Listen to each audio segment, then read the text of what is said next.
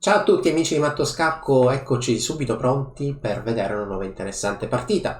La partita che vi propongo oggi è molto particolare ed è stata giocata pochi giorni fa all'interno del torneo internazionale New in Chess Classic e con il bianco abbiamo il grande maestro filippino ma naturalizzato statunitense Wesley So e con il nero abbiamo il grande maestro norvegese nonché ex campione mondiale under 20 Ariantari e la partita è iniziata in modo molto tranquillo.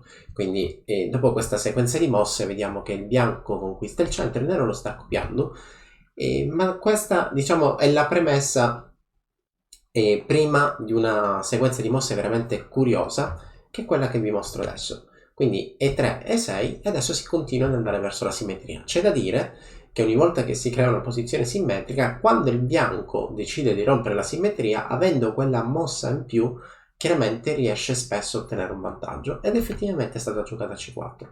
Il nero a questo punto, dato che vuole dare importanza a questa diagonale rimasta scoperta, quindi l'idea del nero potrebbe essere giocare alfiere B4 ma evitare che il bianco possa fare cavallo C3, ha deciso di catturare il cavallo. La regina bianca riprende e dopo lo scacco questo re resta qui al centro della scacchiera.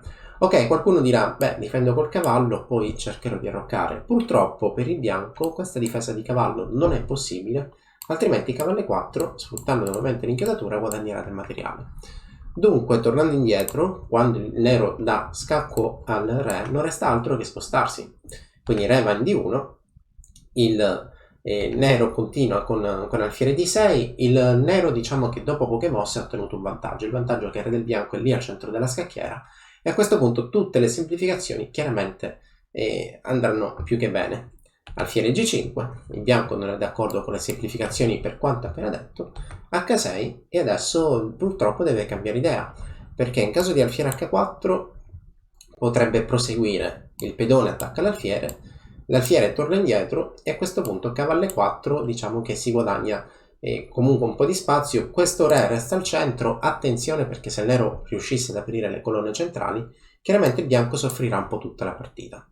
E allora a questo punto dopo H6, quindi questa è la posizione giocata e raggiunta in partita, il bianco non ha fatto altro che cambiare il cavallo avversario. La donna riprende, la regina cattura in F6, a questo punto un cambio centrale per giocare una mossa tattica molto bella.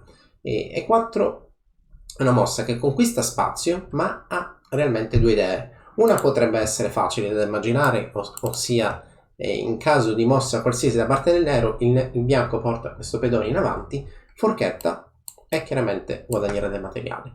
L'altra idea, forse un po' più nascosta, potrebbe essere che in caso di cattura la regina da lontano si sposta, cattura il pedone centrale, attacca il re, però la sua idea va proprio contro il pedone B7, quindi anche in questo caso si guadagna materiale. E allora, dopo E4, che è una mossa molto attiva, non resta altro da fare che togliere l'alfiere di case nere da quella posizione.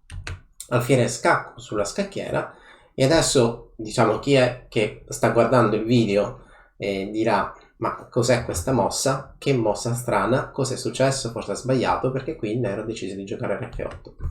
Rf8 entrambi i re sono lì al centro della scacchiera ed è chiaro che ci sono delle idee dietro, stiamo parlando di giocatori professionisti che per arrivare alla conclusione di sacrificare la possibilità di mettere il re al sicuro, quindi di giocare re d1 per il bianco e in questa posizione giocare Rf8 ovviamente hanno fatto dei ragionamenti e dei calcoli. Rf8 è la mossa della partita, ma prima vorrei fare una piccola digressione, vedere un po' cosa potrebbe accadere dopo C6. Dopo C6 la partita semplicemente continuerebbe in questo modo, il bianco magari spinge il pedone, conquista spazio, questa donna si sposterà e probabilmente l'alfiere ritorna indietro. Ok, tutta da giocare. Probabilmente la controindicazione potrebbe essere che quando il nero arroccherà corto ci potrebbe essere un problema in cui questa donna resta circondata dai pezzi del bianco. Ok, è difficile immaginare che questa donna in F4, questa regina in F4 possa correre un pericolo, però vi dico che dopo Re 2 questa donna non ha poi tante case. Faccio delle mosse casuali, quindi cavallo a 6, io attacco la donna si sposta e a questo punto dopo alfiere F5 effettivamente le case sono sempre di meno. perché non resta altro che andare in H5 per difendersi, e così dopo che vado in H5 spingo in H4, qua si intuisce che qualcosa non è andato bene e che la posizione è sicuramente molto rischiosa. Adesso ok, la minaccia del bianco effettivamente è giocare G4, attacco la donna, si riesce a salvare la donna, farò G5, e qui sempre seguendo questa linea di squilibrio, di attacco, meglio lasciar perdere per il nero, non conviene sicuramente al nero entrare in questa situazione qua. Ok, Re F8, mossa molto bella, affascinante, e chiaramente questa è una posizione molto curiosa, e la partita prosegue in questo modo. Quel pedone in D5 non era difeso da nessuno, il bianco lo cattura, il bianco per adesso ha un pedone in più. Il nero vuole creare una rocca artificiale, ed effettivamente dopo Re G7 riesce in questo. A questo punto effettivamente il buon simpatico, se vedete la fotografia di Wesley So, ha sempre un volto molto simpatico, non molto espressivo, però comunque quel volto simpatico che vi ispira fiducia, che sicuramente ispira fiducia. Se intendi migliorare la comprensione del tuo gioco, allora vienici a trovare all'interno dell'Accademia di Matto Scacco. E gioca in questo modo, quindi un pedone D4, un pedone F4 sono pronti lì a sostenere quel cavallo in E5 che nessuno potrà più rimuovere, e l'alfiere di Case Bianche invece vuole cercare di andare in coordinazione con la propria donna lungo le Case Bianche. Quindi a questo punto l'alfiere di 3 sta bene, e ci sono anche delle diciamo mosse tattiche, dei temi tattici da tenere in considerazione, tra cui un cavallo per F7 e un cavallo per G6 che sono lì pronti nell'aria. Vi faccio un esempio. Torre F1 è la mossa giocata in partita, ma se per qualche motivo il nero decidesse di spostare la donna in H4, questi sacrifici che ho annunciato prima sono molto pericolosi. Io catturo, lui mi prende, entro con l'alfiere, a questo punto ho la batteria, coordinazione fortissima sulle Case Bianche, e il re del nero sta soffrendo un po' la propria difesa. Poi è anche evidente che questo re, non avendo più pedoni della Rocco, comunque del lato dei re che stanno difendendo, effettivamente corre dei grandi rischi. Tornando alla partita, a questo punto è stata giocata dunque cavallo di 7, re C2, e dopo donna E7 scusate, il nero probabilmente vuole cercare di fare F6, ma però cavallo F6 purtroppo, o meglio F6 purtroppo non è possibile giocare perché seguirà donna G6, e allora cavallo F6 chiaramente sulla scacchiera. E qualcuno più attento magari dirà ma però non si dice, e effettivamente non si dice, però l'ho detto e quindi si va avanti. Donna F3 giocata in partita, non si vuole fare guadagnare questo tempo al cavallo che va in F6, e quindi il bianco vuole nel frattempo sostenere l'avanzata del pedone G. Cavallo F6 comunque, G4 di per sé è già una mossa molto interessante, è probabilmente la mossa che il bianco vuole cercare di fare, ma la controindicazione in questo momento è la cattura dell'alfiere sul cavallo, e dopo una possibile ripresa il cavallo nero si posiziona all'Ind5 guadagnando un pedone e in una casa non più controllabile dai pezzi avversari, quindi questo cavallo in D5 ovviamente sta abbastanza bene. Dunque serve difendere D5 e arriva in soccorso l'alfiere. Donna E8 sulla scacchiera, torre A e 1, e a questo punto donna scacco in A4 sembra un controgioco, ma in realtà il nero prima ha roccato artificialmente giocando una manovra molto curiosa del genere, e il bianco fa lo stesso perché il re bianco è andato in giro per la scacchiera finché adesso si trova in B1, è come se entrambi i giocatori avessero roccato. Allora, su alfiere per cavallo, togliendo il difensore dell'alfiere bianco, seguirebbe la semplice pedone F cattura, e dopo donna per alfiere intervengono i pezzi pesanti.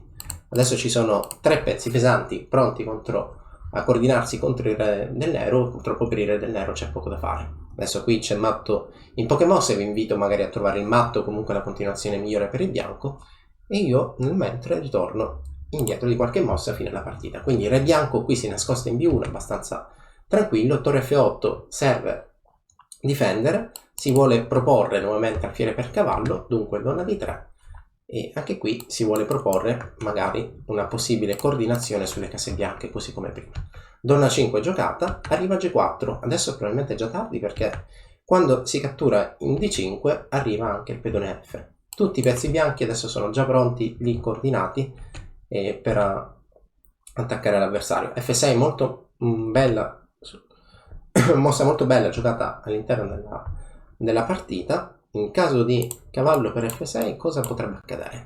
Sul cavallo per F6 direi che qui il bianco ha più modi per continuare. La più semplice, Don F5, probabilmente la più immediata. Don F5, attacco il cavallo che dovrà essere difeso, e questa coordinazione, magari sempre la batteria con l'idea di togliere questo cavallo dal gioco, cavallo difensore del punto H7, chiaramente potrebbe andare in aiuto. Quindi dopo F6 questo sacrificio parziale di pedone non è stato accettato, il re si sposta, e dopo donna H3 arrivano i reali problemi, perché questo pedone è sotto attacco. E come si difende? Effettivamente non è possibile difenderlo, perché su re H7 scacco di alfiere, il re torna indietro e donna per H6 sarà la prossima mossa giocata. A questo punto cavallo per F6 è stata giocata all'interno della scacchiera, donna per H6, ma qui siamo già prossimi alla conclusione, ed effettivamente dopo alfiere D3 minacciando matto in H7 seguite F5, ma dopo cavallo G6 e al nero non è rimasto altro che rendersi. Partita molto curiosa che adesso rivediamo, e ripeto, partita molto curiosa perché effettivamente ci sono stati due re al centro su decisione dei propri giocatori, di entrambi i giocatori, perché effettivamente qui il re del bianco va in D1, quindi non arroccherà più, e qualche mossa dopo, effettivamente dopo alfiere B5, anche il nero decide di fare lo stesso. Partita molto curiosa. In questa posizione il bianco ha conquistato spazio al centro, il cavallo va in avanti, sta più che bene, soprattutto perché poi viene sostenuto dal pedone D e dal pedone F. Nessuno più sarà in grado di rimuovere quel cavallo dal centro. C'è anche un parziale da dire che il bianco ha il pedone in più. La partita dunque è continuata, il bianco sta riorganizzando i suoi pezzi, e nel momento in cui è già certo che ha limitato il controgioco avversario, non resta altro che spingere il pedone G prima, adesso il pedone F, e aperta la colonna c'è poco da fare, perché adesso donna H3, donna H6, dopodiché segue il matto, e sul cavallo G6, che la mossa giocata in partita, non resta altro che abbandonare. Ok, spero che questa partita vi sia piaciuta. Come tutte le altre trovate nella descrizione del video maggiori informazioni, e nel gruppo di chess Matto Scacco trovate tutte le partite da me analizzate. E ora, per continuare, che cosa posso fare? Beh, innanzitutto ti consiglio di iscriverti al nostro canale in modo tale da non perderti le nuove video lezioni. E poi puoi vedere il video che è stato più cliccato in questa settimana. Ci vediamo, ciao!